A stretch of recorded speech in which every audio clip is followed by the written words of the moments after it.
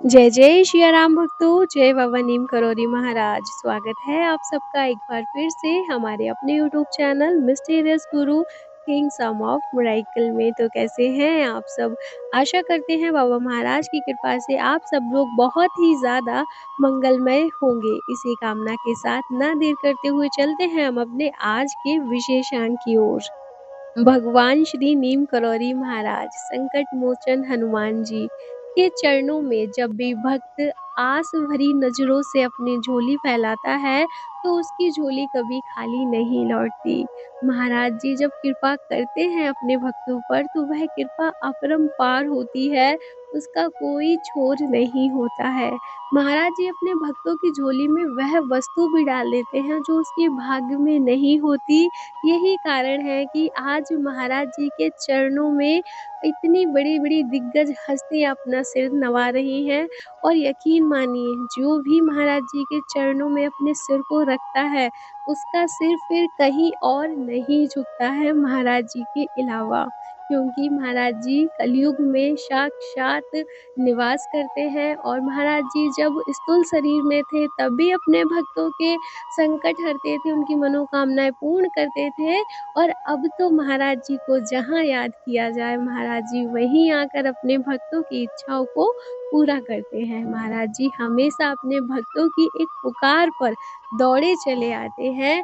हमारे मन में जो चल रहा है वो भी महाराज जी को पता है, हमारे जीवन में जो घटित होने वाला है वो भी महाराज जी को पता है और जो घटित हो चुका है वो भी महाराज जी को पता है। तो हमें महाराज जी से कभी कुछ नहीं छुपाना चाहिए और हमें महाराज जी के चरणों में समर्पण हो जाना चाहिए। आप एक बार खुद को समर्पित करके तो देखिए, महाराज जी के चरणों में आपकी ज़िंदगी ही बदल जाएगी। आज की जो कथा है वो एक ऐसे ही भक्त की है जिसने खुद को महाराज जी के चरणों में समर्पित कर दिया और फिर महाराज जी ने उसके जीवन को खुशियों से भर दिया।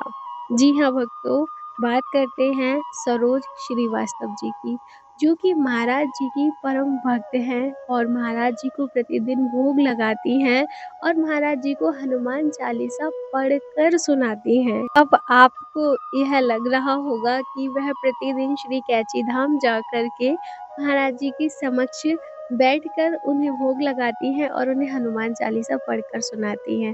जी नहीं, वो अपने घर के मंदिर में ही प्रभु की तस्वीर के समक्ष बैठकर उन्हें भोग लगाती हैं और उन्हें हनुमान चालीसा पढ़कर सुनाती हैं। और हफ्ते 2 हफ्ते में महाराज जी से मिलने के लिए श्री कैची धाम भी जाती हैं। तो हमें हमेशा प्रभु की पूजा करते समय मन में यह भाव रखना है कि प्रभु हमारे समक्ष ही बैठे हैं। ऐसा नहीं सोचना है कि हम बस मंदिर में पूजा भर कर रहे हैं, नहीं। प्रभु को महसूस करना है, महाराज जी को महसूस करना है कि महाराज जी हमारे समक्ष हैं और जब भी हम उन्हें भोग लगाएँ तो हमें पूरा उनका ऐसे ख़्याल रखना चाहिए जैसे प्रभु समक्ष बैठकर भोग लगा रहे हों। यकीन मानिए, आप चाहे पूजा में एक मंत्र कम पढ़िए, एक नाम जाप कम कर लीजिए, लेकिन जब आपके भाव प्रभु के प्रति ऐसे हो जाएँगे, तो उससे बड़ी कोई और पूजा नहीं है जो कि शीघ्र फल प्रदान करने वाली होती है। तो चलिए ना देर करते हुए चलते हैं आगे, क्या हुआ सरोज जी के जीवन में जो हमें बाबा जी के चरणों से जोड़ने में और ज़्यादा मदद करेगा। सरोज श्रीवास्तव जो कि महाराज जी की परम भक्त हैं, उनका एक पुत्र है जिसका नाम है सूरज। सूरज बहुत ही ज़्यादा अच्छा लड़का है, जो कि अपने माता-पिता की बहुत अधिक सेवा करता है। साथ ही साथ वह एक अच्छा डॉक्टर बन के समाज की सेवा भी करना चाहता है, जिसके लिए वह दिन-रात मेहनत करता है। एक दिन वह अपनी माँ के साथ महाराज जी से मिलने श्री कैची धाम आश्रम जाता है। महाराज जी उसे देखकर डॉक्टर कह के पुकारते हैं, कहते हैं, "आ गए डॉक्टर साहब।" तो वह अचंभित सा हो जाता है, परंतु उसकी माँ जब महाराज जी को दंडवत प्रणाम करती हैं, वह भी महाराज जी को प्रणाम करता है। महाराज जी उससे तथास्तु बोलते हुए आशीर्वाद देते हैं कि जाओ, तुम्हारा दाखिला कलकत्ता मेडिकल कॉलेज में हो जाएगा और तुम भविष्य में एक बहुत अच्छे डॉक्टर बनोगे। ऐसा कहकर महाराज जी उसे प्रसाद में 2 सेब देते हैं और कहते हैं उस लड़के से कि इस प्रसाद को तुमको ही खाना है, किसी और को मत देना। और वह अपने घर चले आते हैं। रास्ते भर लड़का यह जो वहाँ घटित हुआ आश्रम में इसके विषय में सोचता रहता है और उसका मन प्रसन्नता से भर जाता है। कुछ समय बीतने के बाद महाराज जी के कहे अनुसार उसका एडमिशन उसी कॉलेज में हो जाता है। कुछ समय जब बीत जाता है तो उसके बाद सरोज जी के जीवन में एक नई समस्या आ जाती है, जिससे वह बहुत ज़्यादा परेशान हो जाती हैं। वह इतनी परेशान थी कि उन्हें समझ में नहीं आ रहा कि अब वह क्या करे? करे तो क्या करे? वह परेशान होकर श्री माँ के पास जाती हैं और श्री माँ से वह अपनी सारी समस्या को कहती है। श्री माँ उनसे कहती हैं कि तुम महाराज जी के पास जाओ, महाराज जी के चरणों में अपनी समस्या को रखो, महाराज जी तुम पर दया अवश्य करेंगे, ऐसा मेरा विश्वास है। वह श्री माँ की बात मानकर महाराज जी के पास जाती हैं और महाराज जी उन्हें देखकर मंद-मंद मुस्काने लगते हैं। कहते हैं ना तेरी मंद-मंद मुस्कनिया पे बलिहार बाबा जी, बलिहार बाबा जी। बाबा जी को तो सब कुछ पता है, बाबा जी को कुछ बताने की तो आवश्यकता ही नहीं है। महाराज जी तो बस यह इंतज़ार करते हैं कि मेरा बच्चा मुझ पर कितना भरोसा करता है, मुझे कितना याद रखता है, दुःख में कितना याद करता है और दुःख के क्षण जब निपट जाते हैं महाराज जी की कृपा से, फिर कितना याद करता है। महाराज जी मुस्कुराते-मुस्कुराते कहते हैं, मिल ही गया टाइम, आ गई आज तुम्हें महाराज जी की याद। क्या हो गया? क्यों परेशान हो? इतना सुनते ही सरोज जी रोने लगती हैं और बाबा के चरणों को पकड़ लेती हैं।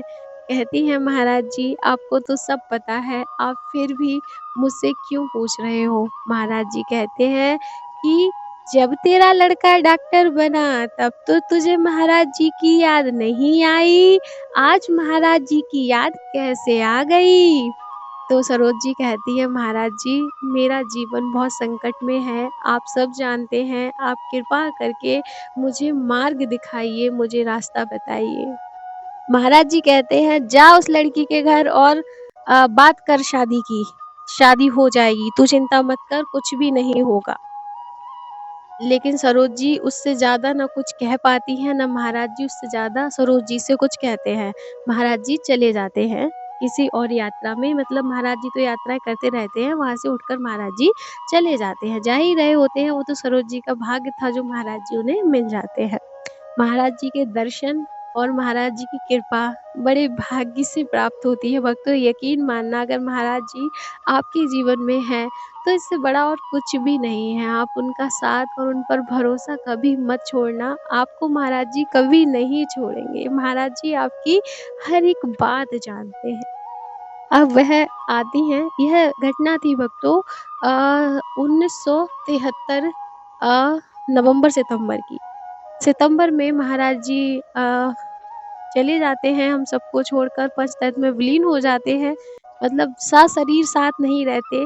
वैसे तो प्रभु हमारे हमेशा साथ रहते हैं, लेकिन वह सितंबर 1973 में पंचतत्व में विलीन हो गए थे और इतनी बात कह कर के उनसे गए थे, अपने सरोज जो उनकी भक्त थी उनसे।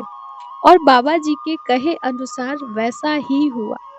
उस लड़की के घरवाले शादी के लिए तैयार नहीं थे और जो यह सूरज बच्चा था डॉक्टर जिसे जो अपने माँ-बाप का इकलौता बच्चा था, उसे इतना उस लड़की से अधिक प्रेम हो गया था कि वह मरने के लिए तैयार था। वह अपना जीवन भूल चुका था और उस लड़की के घरवाले इसलिए तैयार नहीं थे क्योंकि वह कोलकाता की ही लड़की थी, भाषा का फ़र्क था, इकलौता लड़का था, दूरी बहुत थी जिस वजह से वह शादी करना नहीं चाह रहे थे।